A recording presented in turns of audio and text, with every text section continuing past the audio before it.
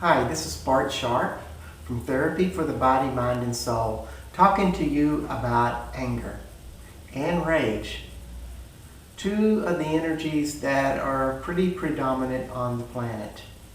And they're also a source of a lot of our problems in the world, or at least when we're unable to express or resolve anger or rage, that's when we get in trouble with them. In other words, when we suppress them and hold them back, and then hold them for a long time, like all of our lives, that's when we start to create the behaviors like depression, anxiety, addictions, and the list goes on and on. So anger is a huge limitation for just about everybody on the planet, and it really doesn't have to be.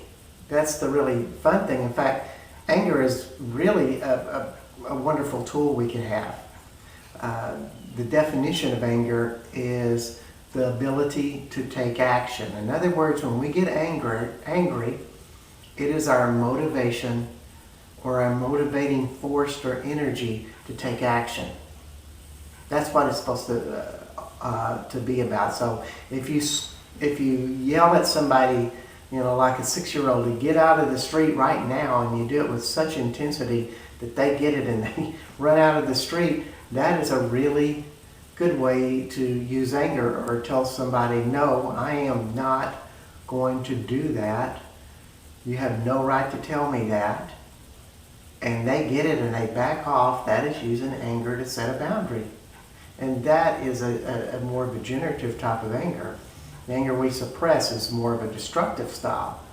So when we express and not repress, anger becomes our power. But anger and rage are really common. And rage, if we define that, is lots of anger suppressed.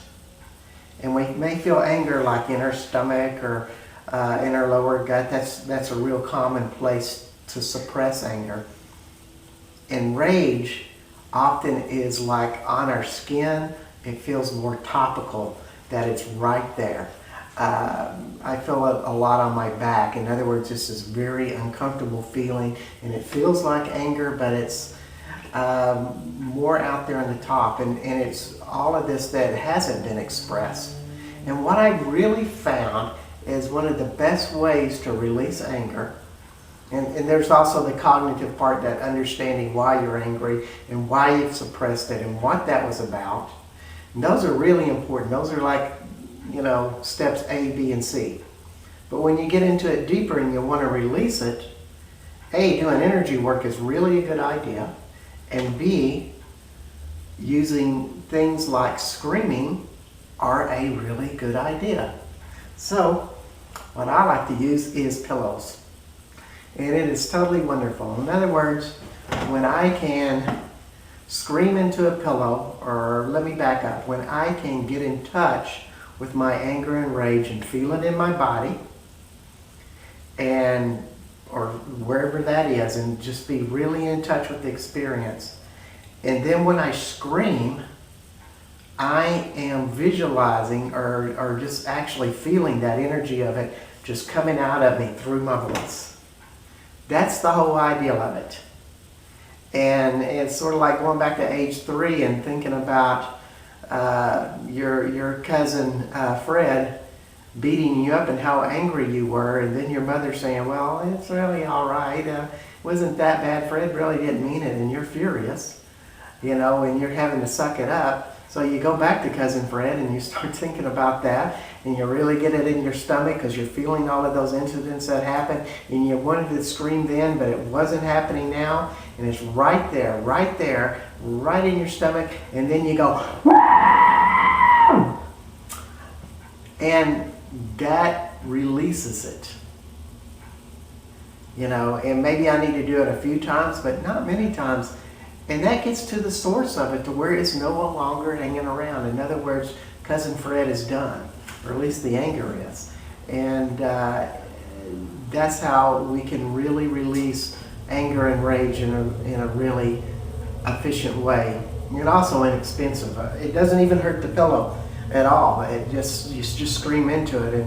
And why I like to use pillows as opposed to screaming out loud is if you live in an apartment or you have roommates and stuff, they feel more comfortable with it.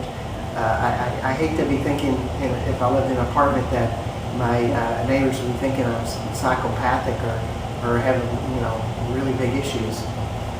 So screaming in a pillow is great. You just really feel it and you release it.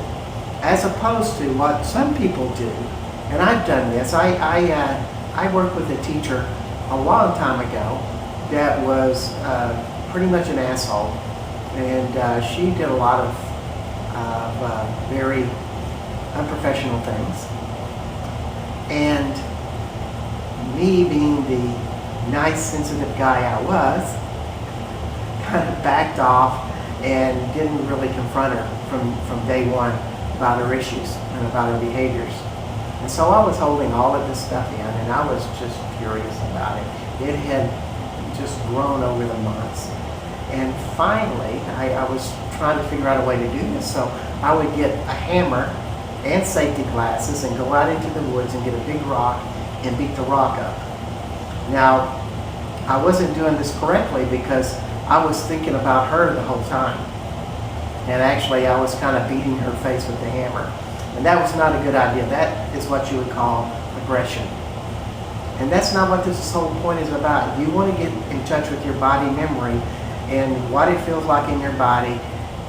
And when you get in touch with it, just scream and it just comes out of your body. And it's done. It's gone. It's very much a visceral part of it. When I do a lot of work with people with anger and clear the energetic stuckness of anger in bodies through energy work. And that is a wonderful technique and tool to use. But what I tell people in addition is to scream. Now, I never like screaming. I never like doing this work with the pillow. It's not comfortable. You get to do something very animalistic. And also, a lot of people beat pillows, which works really well too. And I don't like that either as well. But when I'm finished doing it, I feel great. It is a huge release of just out there. So that's the whole point that I get. It really gets into the territory of the realness of what it is in your body, and that's why it's so effective. So I am Bart Sharp, Therapy for the Body, Mind, and Soul at www.bartsharp.com. I invite you to come play. Go scream.